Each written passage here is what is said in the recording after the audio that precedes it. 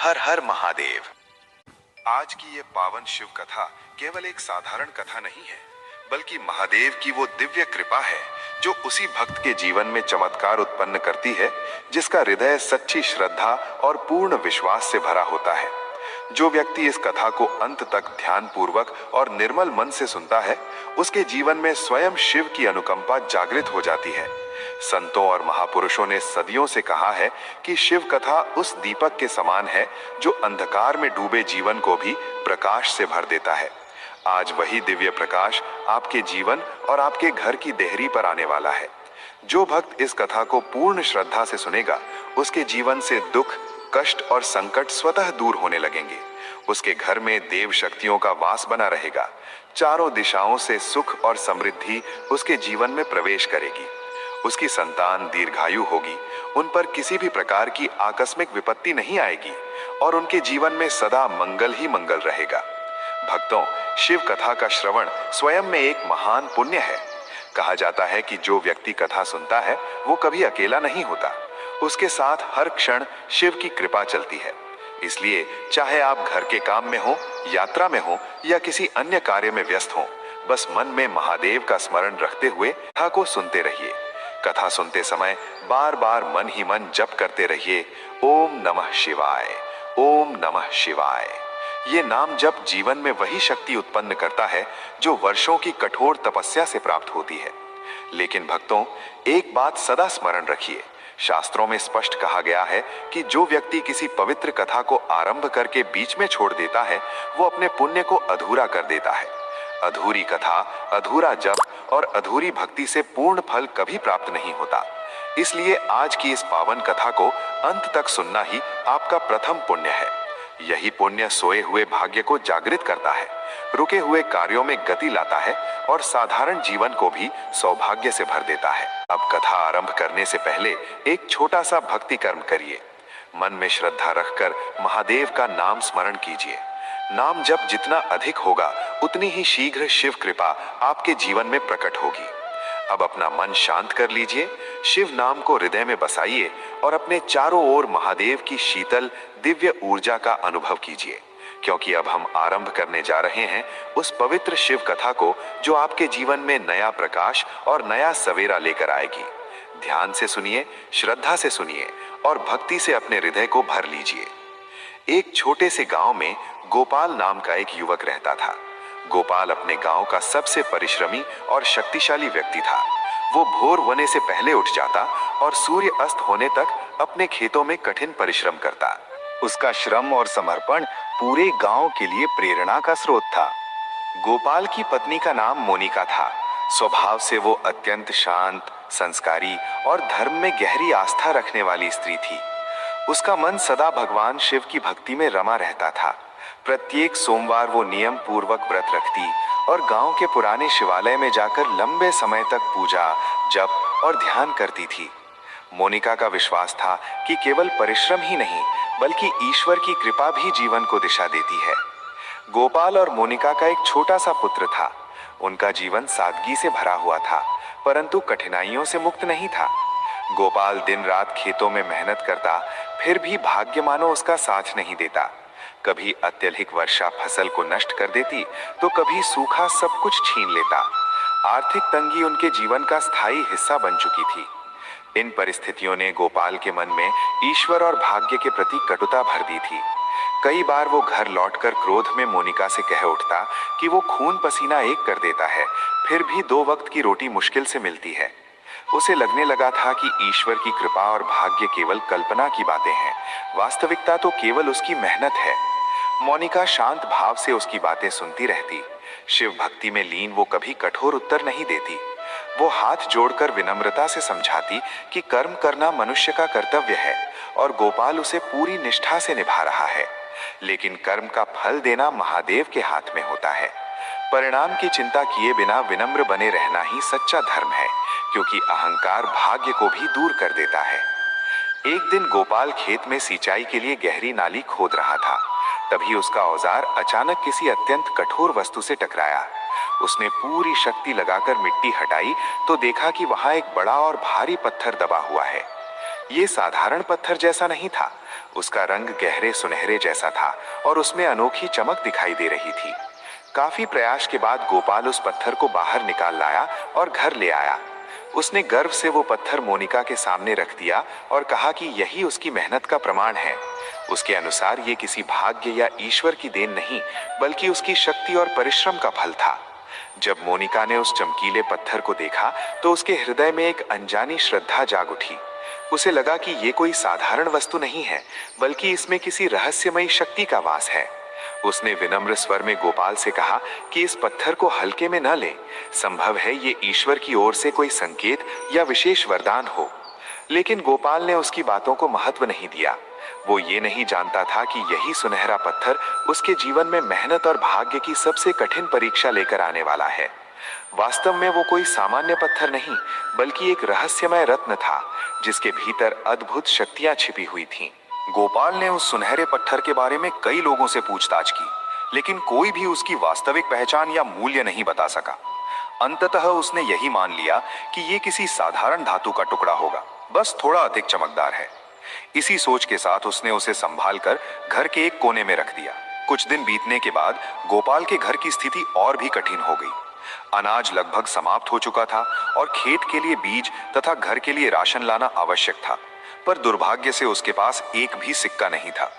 निराश होकर गोपाल चुपचाप बैठा था। उसी समय मोनिका शिव मंदिर से पूजा करके लौटी। उसने गोपाल को उदास देखा और स्नेह से समझाया कि भोलेनाथ पर भरोसा रखें, ये समय भी बीत जाएगा। गोपाल का धैर्य टूट चुका था। उसने झुंझलाकर कहा कि ये सब भक्ति की बातें हैं। जीवन में रास्ता केवल मेहनत से बनता है और अब उसके पास कोई उपाय नहीं बचा है। क्रोध में आकर उसने वो सुनहरा पत्थर उठाया और निश्चय किया कि उसे किसी भी मूल्य पर बेचकर कुछ धन जुटाएगा। वो पास के बाजार में एक पुराने जौहरी की दुकान पर पहुंचा। जैसे ही जौहरी की नजर उस पत्थर पर पड़ी, वो भीतर ही भीतर चौंक उठा। उसने दबे स्वर में गोपाल से पूछा कि उसे ये अनोखी वस्तु कहां से मिली। गोपाल ने साफ शब्दों में कहा कि वो इसे बेचना चाहता है। जौहरी समझ गया था कि यह पत्थर अत्यंत मूल्यवान है, पर उसने गोपाल की मजबूरी का लाभ उठाने का विचार किया। उसने कहा कि यह कोई खास चीज नहीं है और इसके बदले वो 5,000 रुपए दे सकता है। गोपाल के लिए ये राशि बहुत बड़ी थी। वो प्रसन्न होकर तुरंत सौदा करने को तैयार हो गया। लेकिन जब गोपाल पैसे लेकर लौटने ही वाला था, तभी जौहरी का मन विचलित हो उठा। उसकी अंतरात्मा ने उसे रोक लिया। उसने गोपाल को अलग बुलाया और शांत स्वर में सच्चाई बता दी। उसने कहा कि यह पत्थर साधारण नहीं, बल्कि एक अद्भुत रत्न है, जो जिस धातु को छू ले उसे सोने में बदल देता है। ये पत्थर वास्तव में उसके भाग्य का वरदान है। जौहरी ने ईमानदारी दिखाते हुए गोपाल को उसकी वास्तविक कीमत के अनुसार 1,00,000 रुपए दिए। गोपाल ये सुनकर स्तब्ध रह गया। उसे अपनी आंखों और कानों पर विश्वास नहीं हो रहा था, पर जौहरी की सच्चाई ने उसे आश्वस्त कर दिया। अत्यंत आनंदित होकर गोपाल घर लौटा और उसने सारी बात मोनिका को बता दी। मोनिका ने ये सुनते ही हाथ जोड़ दिए और इसे महादेव की कृपा बताया। उसने कहा कि ये उनकी मेहनत और भक्ति दोनों का संयुक्त फल है और इस वरदान का उपयोग विनम्रता से होना चाहिए। गोपाल ने उत्सुकतावश उस पत्थर की परीक्षा की। उसने उसे एक लोहे की छड़ से स्पर्श कराया और देखते ही देखते वो छड़ शुद्ध सोने में बदल गई। ये देखकर गोपाल खुशी से भर उठा, परंतु इस अचानक मिली संपत्ति ने उसके स्वभाव में परिवर्तन ला दिया। मेहनत का गर्व अब धन के अहंकार में बदलने लगा। उसने मोनिका से कहा कि ये किसी ईश्वर की कृपा नहीं, बल्कि उसी की मेहनत का परिणाम है, जिसने उसे इस पत्थर तक पहुंचाया।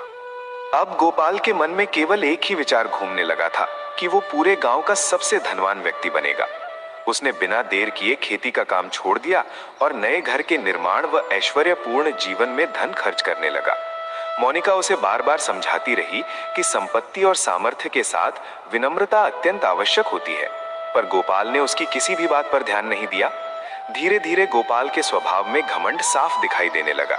वो गांव वालों से कहने लगा कि उसने अपने परिश्रम से स्वयं अपना भाग्य रचा है। मोनिका को यह देखकर भय होने लगा कि कहीं ये अहंकार भोलेनाथ के दिए वरदान को अभिशाप में न बदल दे। अब गोपाल खुले हाथों से धन लुटाने लगा।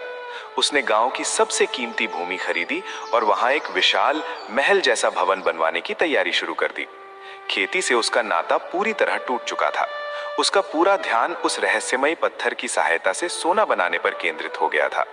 दिन रात वो लोहे की वस्तुएं खरीदता, उन्हें सोने में बदलता और बाजार में बेच देता। बहुत कम समय में वो गांव का सबसे अमीर व्यक्ति बन गया। गोपाल का घर अब वैभव से भर चुका था। महंगे वस्त्र, उत्तम भोजन और विदेशी वस्तुओं की भरमार थी। लेकिन इस अपार समृद्धि के साथ उसका व्यवहार भी पूरी तरह बदल गया था। अहंकार उसके शब्दों और दृष्टि दोनों में झलकने लगा। वो अब गांव वालों से पहले जैसा स्नेह नहीं रखता था और सबको तुच्छ दृष्टि से देखने लगा। वो मेहनत करने वाले किसानों का उपहास करता और उनसे कहता कि वे अब भी मिट्टी में पसीना बहा रहे हैं। वो गर्व से दावा करता कि मेहनत व्यर्थ है और उसने अपनी बुद्धि और शक्ति से भाग्य को अपने वश में कर लिया है। गांव वाले उसकी बातों से आहत होने लगे और धीरे धीरे प्रेम की जगह ईर्ष्या और रोष ने ले ली। गांव का शांत वातावरण अब अशांति से भरने लगा। इन सब परिवर्तनों को देखकर मोनिका का हृदय अत्यंत दुखी हो गया। उसने अनुभव किया कि धन ने उसके स्वामी को कठोर और अभिमानी बना दिया है। वो प्रतिदिन शिव पूजा करती और भोलेनाथ से प्रार्थना करती कि वे गोपाल को सद्बुद्धि प्रदान करें। एक संध्या जब गोपाल अपने सामने लगे सोने के ढेर को देखकर प्रसन्न हो रहा था, तब मोनिका उसके पास गई। उसने प्रेम और विनम्रता से कहा कि ये संपत्ति महादेव की कृपा से प्राप्त हुई है और इसका उपयोग पुण्य कार्यों में होना चाहिए। उसने स्वीकार किया कि गोपाल ने कठिन परिश्रम किया है, पर यह भी सत्य है कि ये अद्भुत पत्थर उसे भाग्य से ही प्राप्त हुआ है। मोनिका की बात सुनते ही गोपाल क्रोधित हो उठा। उसने कठोर स्वर में कहा कि वो हर बात में शिव को क्यों लाती है। उसके अनुसार ये पत्थर उसके श्रम का फल है। उसने तर्क दिया कि यदि भाग्य और ईश्वर में इतनी शक्ति होती तो वर्षों की भक्ति के बाद भी वे पहले इतने निर्धन क्यों रहे। अहंकार में डूबकर गोपाल ने मोनिका के शब्दों का अपमान कर दिया। ये सुनकर मोनिका की आंखें भर आईं। उसे ऐसा लगा मानो धन और घमंड के कारण गोपाल उससे और उसके प्रेम से दूर होता जा रहा है। मोनिका ने मन ही मन निश्चय कर लिया कि वो अपनी सच्ची भक्ति की शक्ति से गोपाल को अहंकार के इस अंधकार से बाहर निकालेंगी। गोपाल की बढ़ती संपत्ति के कारण अब गांव के लोग सहायता की आशा लेकर उसके पास आने लगे थे। सभी जानते थे कि उसके पास वो अनमोल पत्थर है जिससे वो सोना बना सकता है। एक दिन गांव के कुछ अत्यंत गरीब किसान उसके द्वार पर पहुंचे। उनके पास बीज खरीदने के लिए भी धन नहीं था। उन्होंने हाथ जोड़कर विनम्र स्वर में कहा कि वे उसकी समृद्धि से परिचित हैं और थोड़े से कर्ज की सहायता चाहते हैं ताकि खेती कर सकें। उन्होंने विश्वास के साथ कहा कि भोलेनाथ उसका भला करेंगे। गोपाल ने अहंकार से भरी हंसी हंसते हुए उनकी बात को ठुकरा दिया। उसने तिरस्कार के साथ कहा कि वे अब भी ईश्वर और भाग्य जैसी कल्पनाओं में उलझे हुए हैं। उसके अनुसार यदि ईश्वर में शक्ति होती तो वे इतनी मेहनत के बाद भी निर्धन ना रहते। उसने उन्हें पहले मेहनत सीखने और फिर सहायता मांगने की सीख देकर वहां से भगा दिया। उसकी कठोरता ने गांव वालों के मन को गहरी ठेस पहुंचाई। गांव के मध्य स्थित एक प्राचीन शिव मंदिर था जहां मोनिका प्रतिदिन पूजा करने जाती थी। समय के साथ मंदिर की स्थिति जर्जर हो चुकी थी और मरम्मत आवश्यक हो गई थी। गांव के मुखिया ने इस विषय में गोपाल से भेंट की और निवेदन किया कि वो थोड़ा सा दान देकर इस पुण्य कार्य में सहयोग करे। मुखिया ने कहा कि इससे महादेव की कृपा और अधिक प्राप्त होगी। ये सुनते ही गोपाल क्रोधित हो उठा। उसने अपमानजनक शब्दों में कहा कि वो अपने परिश्रम से कमाए धन को ऐसी बातों पर क्यों खर्च करे। उसने साफ शब्दों में कहा कि वो ईश्वर और भाग्य पर विश्वास नहीं करता और मंदिर की देखभाल स्वयं भगवान को ही करनी चाहिए। उसने दान देने से पूरी तरह इनकार कर दिया।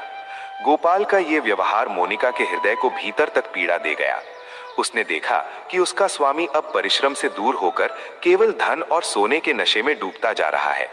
उस रात मोनिका घर के छोटे से पूजा स्थान में गई जहां एक छोटा शिवलिंग स्थापित था। वो लंबे समय तक अश्रुपूर्ण नेत्रों से प्रार्थना करती रही। मोनिका ने करुण स्वर में महादेव से कहा कि उसे धन या वैभव की कोई इच्छा नहीं है, बस उसके स्वामी को सद्बुद्धि प्रदान की जाए। उसने कहा कि अहंकार अब धर्म का भी अपमान करने लगा है और गोपाल को ये बोध कराया जाए कि वो रहस्यमय रत्न उसकी मेहनत नहीं बल्कि ईश्वर की कृपा है। इसी भाव के साथ मोनिका ने कठोर व्रत का संकल्प लिया। उसने निश्चय किया कि जब तक गोपाल का अहंकार समाप्त नहीं होगा वे केवल जल ग्रहण करेगी और निरंतर शिव नाम का जप करेगी। अगले दिन गोपाल हमेशा की तरह सोना बनाने की तैयारी में था। उसने उस पत्थर को हाथ में लिया और एक बड़े लोहे के टुकड़े की ओर बढ़ाया। तभी अचानक बिना किसी स्पष्ट कारण के वो पत्थर उसके हाथ से फिसल गया और घर के पीछे उगी झाड़ियों में जा गिरा। गोपाल ने झुंझलाकर उस पत्थर को फिर से उठाया। उसे ऐसा अनुभव हुआ मानो पत्थर असामान्य रूप से गर्म हो गया हो। ये पहली बार था जब उस रहस्यमय रत्न ने ऐसा विचित्र संकेत दिया था, पर गोपाल ने इसे एक साधारण घटना मानकर नजरअंदाज कर दिया। उधर पास ही बैठी मोनिका शिव नाम का जाप कर रही थी। उसका मन भीतर ही भीतर सिहर उठा। उसे आभास हो गया कि ये महादेव का मौन संदेश है जो गोपाल के बढ़ते अहंकार की ओर संकेत कर रहा है। उसे लगा मानो ईश्वरीय लीला अब धीरे धीरे आरंभ हो रही हो। गोपाल ने पत्थर के गिरने और उसके बदलते व्यवहार पर कोई ध्यान नहीं दिया। अब उसका मन छोटे स्तर पर सोना बनाने से संतुष्ट नहीं था। वो सोचने लगा कि इतनी अद्भुत शक्ति का उपयोग बड़े पैमाने पर होना चाहिए। इसी विचार से उसने गांव के अनुभवी और भरोसेमंद कारीगरों को बुलाया और उन्हें कठोर शर्तों पर काम पर लगा दिया। उसने ऊंचे वेतन का लालच दिया, लेकिन बदले में उनसे अत्यधिक परिश्रम और अनुचित दबाव में काम करवाने लगा। गोपाल ने एक बड़ा जोखिम उठाने का निर्णय लिया। उसने अपनी पूरी पूंजी झोंक कर भारी मात्रा में उच्च गुणवत्ता का लोहा खरीद लिया।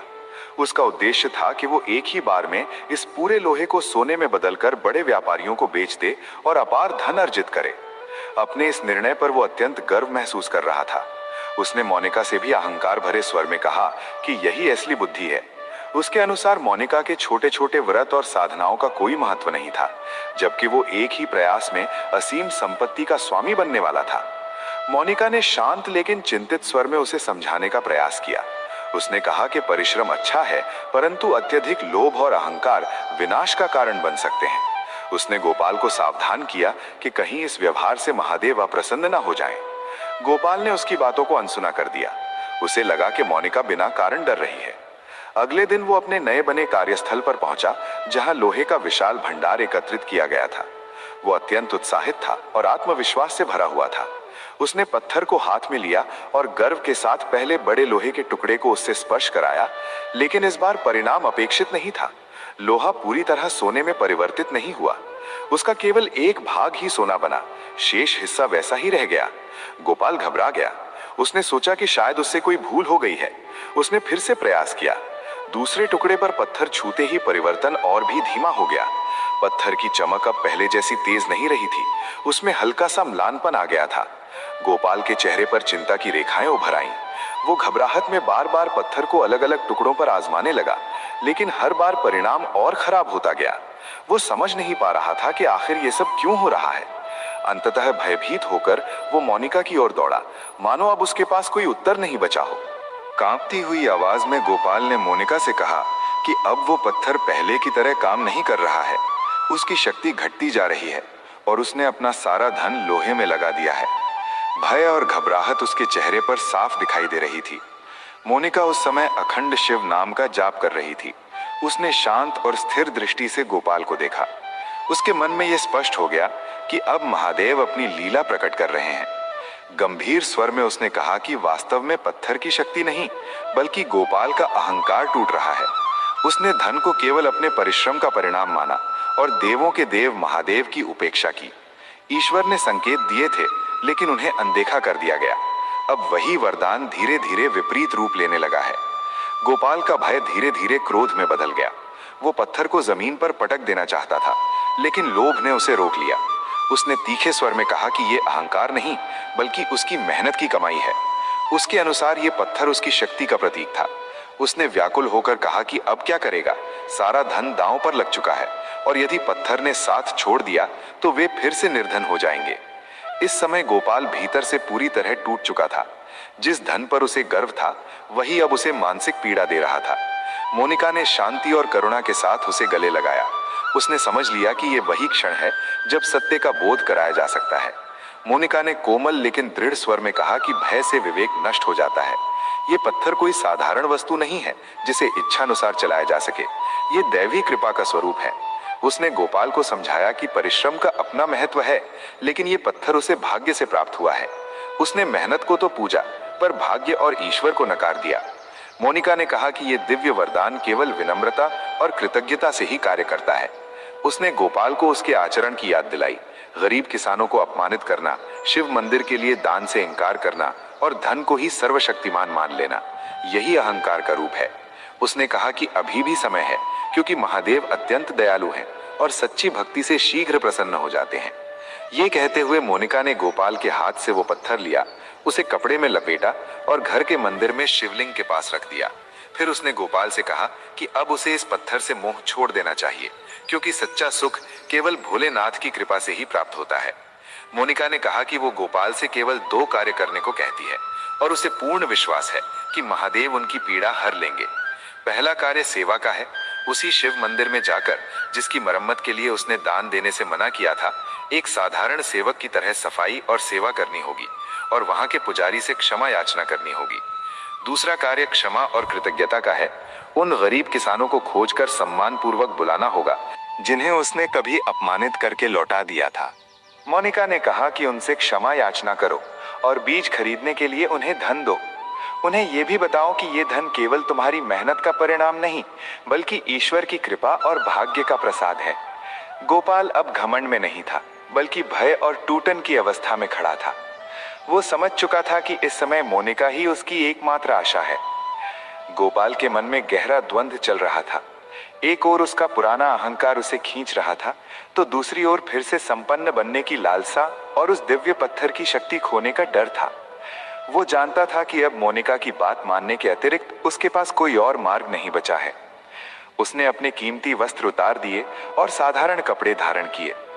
मन झुकाए हुए वो उसी शिव मंदिर की ओर चल पड़ा जिसकी मरम्मत के लिए उसने कुछ समय पहले दान देने से इनकार कर दिया था। मंदिर में पुजारी शांत भाव से पूजा में लीन थे। गोपाल ने उनके समीप जाकर अत्यंत विनम्रता से चरण स्पर्श किया। आंसुओं से भरी आंखों के साथ उसने कहा कि वो धन के अभिमान में इतना अंधा हो गया था कि गुरुजनों और देवादिदेव महादेव का अपमान कर बैठा। उसने स्वीकार किया कि उसने पवित्र मंदिर की सेवा से मुंह मोड़ लिया था और स्वयं को अपराधी मानता है। पुजारी ये देखकर आश्चर्यचकित रह गए। उन्हें वही सेठ याद आया जो कुछ दिन पहले भक्ति का उपहास कर रहा था। उन्होंने स्नेहपूर्वक गोपाल के कंधे पर हाथ रखा और कहा कि महादेव अत्यंत करुणामय हैं। वो अपमान नहीं, बल्कि सच्चे पश्चाताप को देखते हैं। यदि हृदय में वास्तविक श्रद्धा है तो क्षमा अवश्य मिलती है। गोपाल ने हाथ जोड़कर कहा कि वो क्षमा चाहता है और मंदिर की सेवा करने का अवसर चाहता है। उसने कहा कि वो एक साधारण मजदूर की तरह अपने परिश्रम से मंदिर को स्वच्छ करेगा। इसके बाद कई दिनों तक गोपाल ने अपना पूरा समय मंदिर की सेवा में लगा दिया। वो ये भूल गया कि वो कभी गांव का सबसे धनी व्यक्ति था। उसने झाड़ू उठाई, मंदिर के हर कोने को साफ किया, पुरानी दीवारों को पसीने से रगड़कर चमकाया, घास हटाई और बिखरे पत्थरों को व्यवस्थित किया। ये वही श्रम था, लेकिन इस बार उसमें घमंड नहीं, बल्कि पश्चाताप और विनम्रता समाई हुई थी। गांव के लोग ये दृश्य देखकर चकित थे। वे देखते थे कि वही सेठ जिसने कभी परिश्रम को तो पूजा, लेकिन भोलेनाथ को नकार दिया था, अब बिना किसी स्वार्थ के एक सेवक की भांति कार्य कर रहा है। मोनिका दूर से ये सब देखती और मन ही मन कृतज्ञ होती कि महादेव ने उसकी प्रार्थना स्वीकार कर ली। सेवा के बाद जब गोपाल घर लौटता, मोनिका उसे सादा भोजन कराती। अब वो किसी बात की शिकायत नहीं करता था। उसका मन धीरे धीरे शांत और संतुलित होने लगा। फिर भी गोपाल जानता था कि उसका एक महत्वपूर्ण कर्तव्य अभी शेष है।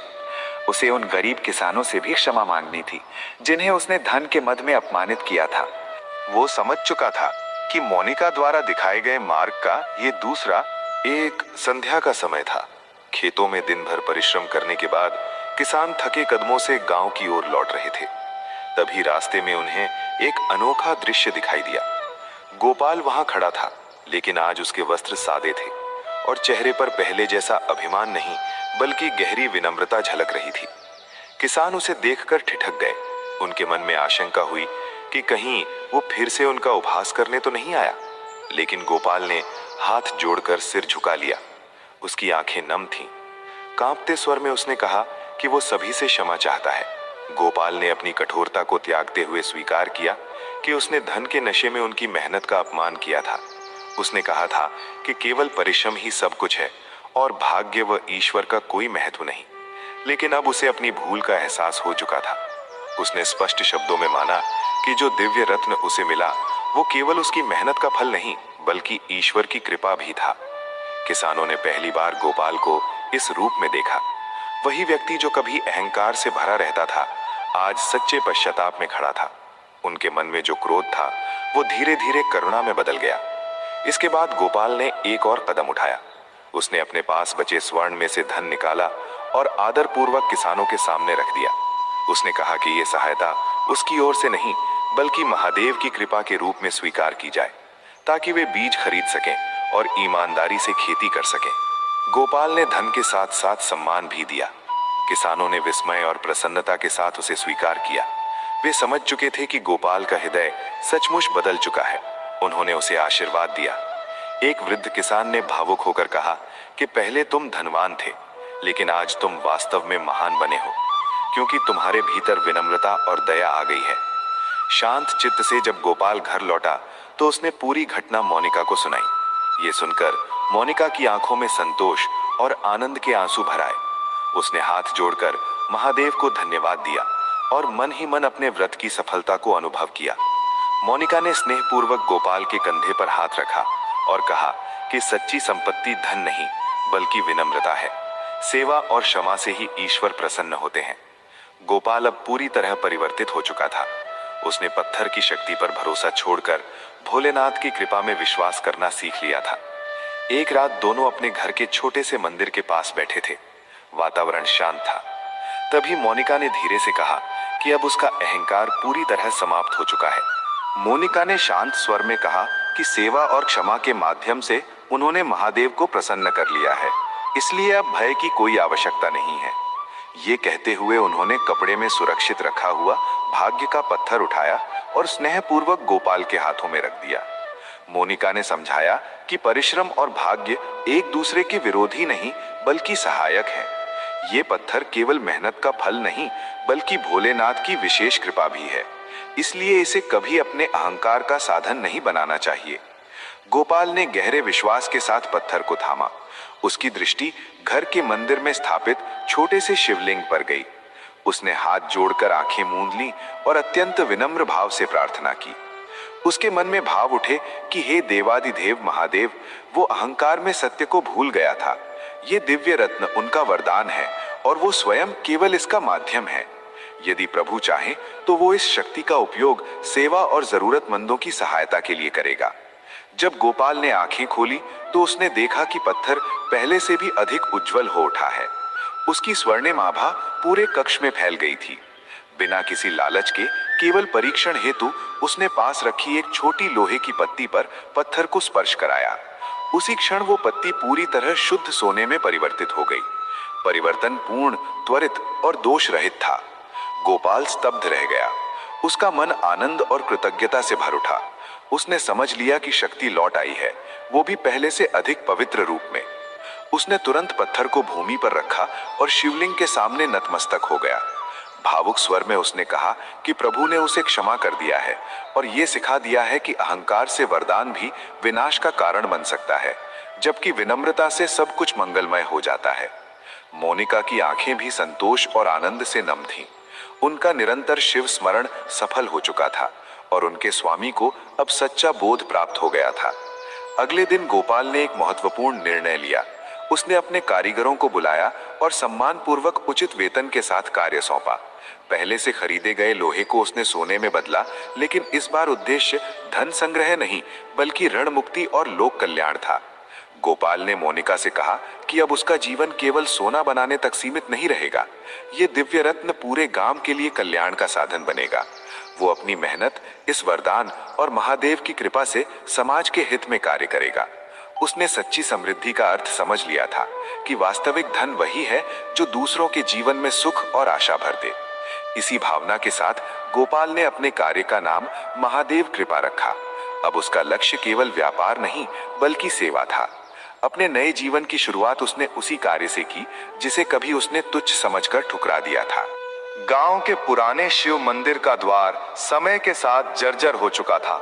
इसे देखकर गोपाल के मन में सेवा का भाव जाग उठा। उसने गांव के सर्वश्रेष्ठ कारीगरों को बुलाया और उस प्राचीन शिव मंदिर के पुनर्निर्माण का कार्य आरंभ करवाया। इस निर्माण में उसने किसी प्रकार की कमी नहीं छोड़ी। सारा खर्च स्वयं उठाया और यह सुनिश्चित किया कि मंदिर केवल पत्थरों की रचना ना हो बल्कि श्रद्धा, कला और आस्था का जीवंत प्रतीक बने। गांव में जल की समस्या वर्षों से बनी हुई थी। सूखे के समय किसानों को भारी कठिनाइयों का सामना करना पड़ता था। गोपाल ने इस पीड़ा को समझते हुए अपने धन से एक गहरा कुआं खुदवाया और खेतों तक पानी पहुंचाने के लिए नई नहरों का निर्माण करवाया। ये सुविधा उसने पूरे गांव के लिए निःशुल्क रखी ताकि कोई भी किसान पानी के अभाव में खेती छोड़ने को मजबूर ना हो। गरीबों के लिए रोजगार की व्यवस्था भी उसकी प्राथमिकता बन गई। उसने अपने कारखाने में केवल सोना बनाने का काम सीमित कर दिया और जरूरतमंद युवाओं को अन्य कारीगरी, ईमानदारी और हुनर से जुड़े कार्य सिखाने लगा। उन्हें सम्मानजनक वेतन दिया गया जिससे उनके घरों में भी सुख और स्थिरता आ सके। मोनिका की शिव भक्ति अब केवल घर तक सीमित नहीं रही। जब भव्य मंदिर बनकर पूर्ण हुआ तो वो प्रतिदिन प्रातः और संध्या वहां पूजा करने लगी। उनकी निष्कलंक भक्ति से मंदिर का वातावरण दिव्य शांति से भर गया। गांव के लोग अब गोपाल को सेठ कहकर नहीं बल्कि स्नेह से गोपाल सेवक कहने लगे। उसकी नम्रता और करुणा ने सबका हृदय जीत लिया था। गोपाल ने कभी उस दिव्य पत्थर का दिखावा नहीं किया। वो अब किसी तिजोरी में नहीं बल्कि मंदिर के सुरक्षित तहखाने में रखा गया था और उसका उपयोग केवल अत्यंत आवश्यकता और जन कल्याण के लिए ही किया जाता था। एक दिन गांव के मुखिया गोपाल से मिलने आए। उन्होंने श्रद्धा से कहा कि उसने सिखा दिया है कि सच्ची समृद्धि क्या होती है। उसके कार्यों से गांव को नया जीवन मिला है और महादेव सदा सेवा भाव रखने वालों के साथ रहते हैं। गोपाल ने हाथ जोड़कर विनम्रता से उत्तर दिया कि ये सब उसकी पत्नी मोनिका की भक्ति और भोलेनाथ की कृपा का परिणाम है। वो स्वयं तो केवल एक माध्यम है। अब गोपाल पूरी तरह बदल चुका था। परिवार के साथ बैठते समय वो अपनी मेहनत का बखान नहीं करता था। वो शांत स्वर में कहता कि आज जो भी कार्य हुआ वो महादेव की कृपा से संभव हो पाया। उसकी मेहनत ने उसे अवसर तक पहुंचाया, लेकिन मोनिका की भक्ति ने उस अवसर को वरदान बनाए रखा। गोपाल ने जीवन का सत्य स्वीकार कर लिया था कि परिश्रम हमारी जिम्मेदारी है और फल ईश्वर की कृपा। जब मेहनत और भाग्य एक साथ चलते हैं तब अहंकार नहीं बल्कि विनम्रता जन्म लेती है और वही सच्ची समृद्धि होती है। उसकी पहली भूल यही थी कि उसने मेहनत को ही अंतिम सत्य मान लिया था। वो समझ बैठा था कि कठिन परिश्रम करने मात्र से सफलता उसका अधिकार बन जाती है। इसी गलत धारणा ने उसे ईश्वर और भाग्य से दूर कर दिया। सत्य ये है कि मेहनत साधन है, साध्य नहीं। वो हमें सक्षम बनाती है, पर अवसर और फल अक्सर दैवी कृपा से ही प्राप्त होते हैं। गोपाल की पत्नी मोनिका की अटूट शिव भक्ति ही वो प्रकाश थी जिसने उसे जीवन का वास्तविक सत्य दिखाया। मोनिका का विश्वास अडिग था कि भोलेनाथ जो भी करते हैं उसमें किसी न किसी रूप में कल्याण छिपा होता है। दैवीय पत्थर का मिलना गोपाल की केवल मेहनत का परिणाम नहीं था, बल्कि उन कठिन परिस्थितियों का फल था जिन्हें उसने ईमानदारी से सहन किया। ये भाग्य ही था जिसने उसे गहरी खुदाई में छिपे उस अमूल्य वरदान तक पहुंचाया। जब गोपाल के मन में अहंकार ने स्थान लिया और उसने धर्म, करुणा तथा ईश्वर का अपमान करना शुरू किया, तभी उस पत्थर की शक्ति क्षीण होने लगी। ये घटना स्वयं में एक संकेत थी कि भाग्य कभी भी घमंड का साथ नहीं देता। कोई भी वरदान तभी तक फलदायी रहता है जब तक उसके प्रति कृतज्ञता और विनम्रता बनी रहती है। सत्य ये है कि भाग्य कोई कल्पना नहीं बल्कि ईश्वर की कृपा और पूर्व कर्मों का परिणाम होता है। ये मेहनत का सहायक बनकर आता है, लेकिन केवल उसी के लिए कार्य करता है जो नम्र और आभारी रहता है। गोपाल को ये गूढ़ ज्ञान तब प्राप्त हुआ जब उसने सेवा और क्षमा के मार्ग पर चलकर पुनः उस पत्थर को स्वीकार किया। उसने समझ लिया कि परिश्रम उसका कर्तव्य है और पत्थर महादेव की देन। गोपाल ने धन को अहंकार का कारण बनाने के स्थान पर समाज सेवा का साधन बना लिया। उसने ये अनुभव किया कि मेहनत से अवसर मिलता है, पर विनम्रता से ही वो अवसर स्थायी बनता है। इसी संतुलन ने उसके जीवन को वास्तविक समृद्धि दी। ये कथा हमें सिखाती है कि सफलता के लिए कर्म आवश्यक है, लेकिन स्थायी सुख और शांति के लिए ईश्वर की कृपा और उसके प्रति आदर अनिवार्य है। निरंतर परिश्रम करते रहना चाहिए, पर फल के लिए सदैव भोलेनाथ के प्रति कृतज्ञ भाव बनाए रखना चाहिए। जब गोपाल अहंकार में डूबकर ईश्वर और भाग्य को नकार रहा था, तब भी मोनिका की भक्ति में कोई कमी नहीं आई। उसका सोमवार का व्रत और अखंड शिव जाप केवल एक धार्मिक क्रिया नहीं था, बल्कि अंधकार में जलता हुआ विश्वास का दीपक था।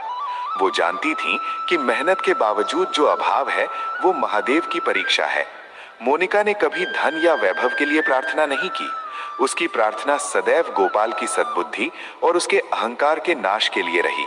यही भक्ति की सर्वोच्च अवस्था है, जहां भक्त स्वयं के लिए नहीं बल्कि दूसरों के कल्याण के लिए करुणा मांगता है। मोनिका की निस्वार्थ भक्ति ही वो आध्यात्मिक शक्ति थी जिसने दैवीय पत्थर पर पड़े अहंकार के दुष्प्रभाव को निष्क्रिय कर दिया। जब गोपाल पत्थर की शक्ति कम होते देख घबरा गया, तब मोनिका ने भय या व्याकुलता नहीं दिखाई, बल्कि शांत विवेक के साथ सत्य को पहचाना। उसने तुरंत समझ लिया कि पत्थर की कमजोरी किसी भौतिक दोष का परिणाम नहीं, बल्कि गोपाल के भीतर पनपे अहंकार का प्रतिबिंब है। इसलिए उसने धन बढ़ाने का आसान मार्ग नहीं दिखाया, बल्कि सेवा और क्षमा का कठिन लेकिन शुद्ध पथ अपनाने को कहा। मंदिर की सेवा और किसानों से क्षमा याचना को उसने पहला कदम बताया, क्योंकि वो जानती थी कि केवल शुद्ध हृदय ही दैवीय वरदान को पुनः जागृत कर सकता है। मोनिका ने यह सिद्ध कर दिया कि सच्ची भक्ति केवल पूजा स्थल तक सीमित नहीं होती, बल्कि संकट के समय धैर्य, विवेक और सत्य पर अडिग रहने का नाम है। अंततः मोनिका की शिक्षाओं का फल ये हुआ कि गोपाल ने धन को निजी अहंकार के लिए नहीं, बल्कि समाज की सेवा और कल्याण के लिए उपयोग करना शुरू किया। मंदिर का पुनर्निर्माण, गांव में कुआं खुदवाना और निर्धनों को रोजगार उपलब्ध कराना, ये सभी कार्य गोपाल के जीवन में आए उस परिवर्तन के प्रतीक थे, जिसकी जड़ में मोनिका का करुणामय स्वभाव और उसकी सच्ची शिव भक्ति थी।